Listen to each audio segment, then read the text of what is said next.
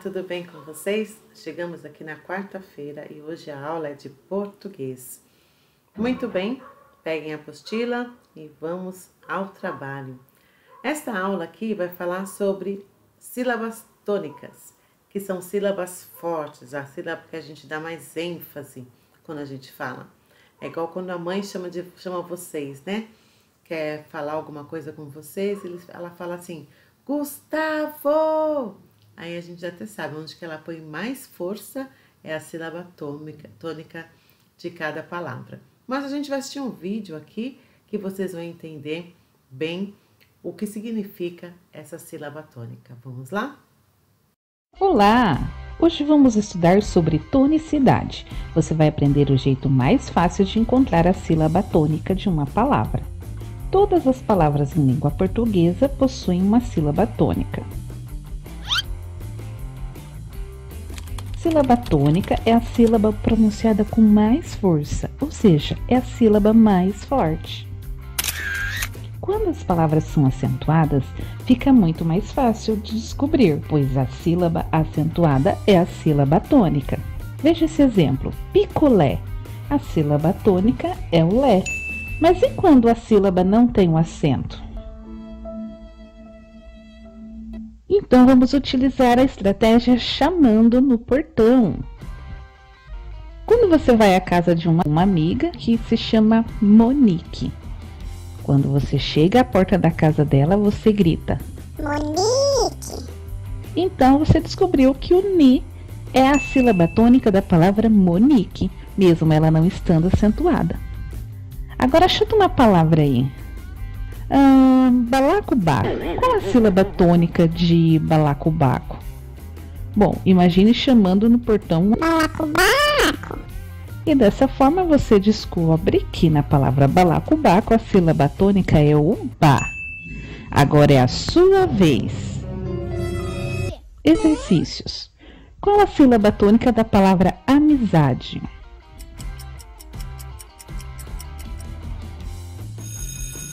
É usar. Qual a sílaba tônica da palavra feliz? Utilize a técnica de chamar no portão. É o lis. Qual a sílaba tônica da palavra felicidade? Muito bem, é o da. E qual a sílaba tônica da palavra encantar?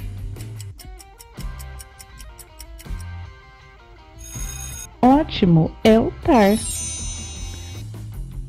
Agora você deve praticar com outras palavras. No próximo vídeo vamos verificar a classificação das palavras quanto à sua sílaba. Muito bem. Entenderam então? Então, a gente fazendo esse exercício, né, de gritar o nome da pessoa, a gente consegue perceber bem. Algumas têm acentuação já, algumas palavras bem acentuadas, né, pelo português, pela norma, né, da língua portuguesa tem acento e outras palavras não. Então, a gente pode perceber quando a gente fala, onde que a gente coloca uma força maior, né? E essa sílaba vai ser a sílaba tônica de cada expressão. Aí ele vai vir aqui com um exemplo para vocês, né? Para vocês estarem achando a sílaba tônica, né? Coloque cada sílaba das palavras retiradas das manchetes nos círculos. E aí vocês vão ter que separar sílabas aqui. Então, vamos relembrar como que a gente separa sílabas? Vamos lá. A gente tem que lembrar que a sílaba é a unidade sonora né, de cada palavra. É a menor unidade sonora de cada palavra. Então, quando eu falo macaco, né, eu tenho 3 unidades sonoras aí. O ma, o ca e o co, né? Então, como é que fica aí o macaco? Fica ma, ca, co. E o macarrão? Macarrão. Aqui que entra a dúvida. Como é que a gente separa esses dois R's? Será que a gente separa ou será que a gente não separa? Olha só. Macarrão. Quando nós temos essas duas letrinhas que a gente chama aqui de palavra de dígrafo, os dígrafos eles se separam. Alguns se separam, outros não, né? Eu vou mostrar para vocês no próximo slide. Assobiar, a mesma coisa. Eu tenho 2 S's aqui. Um vai ficar com uma unidade sonora, o outro vai ficar com a outra unidade sonora. Então, vai ficar assim. Assobiar.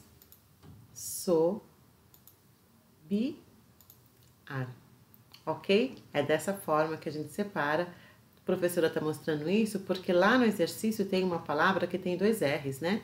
Para vocês não colocarem os 2 R's junto no quadradinho, porque não fica correto a separação assim.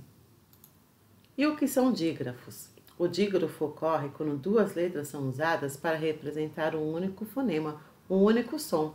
Para a gente falar o rão, é um único som, rão, né? Só que eu preciso de 2 R's para dizer que eu estou colocando força ali naquela sílaba para a gente colocar o som.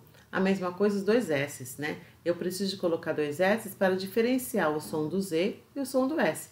Se no assobiar eu coloco um S só, ele fica asobiar, né? Então, eu preciso de 2 S para ficar assobiar naquela unidade sonora ali.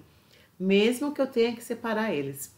Então, aqui está mostrando, ó, que tem alguns dígrafos que nunca se separam, que é o caso do NH, do QU, GU, CH e LH. Também são dígrafos, só que esse a gente nunca vai separar.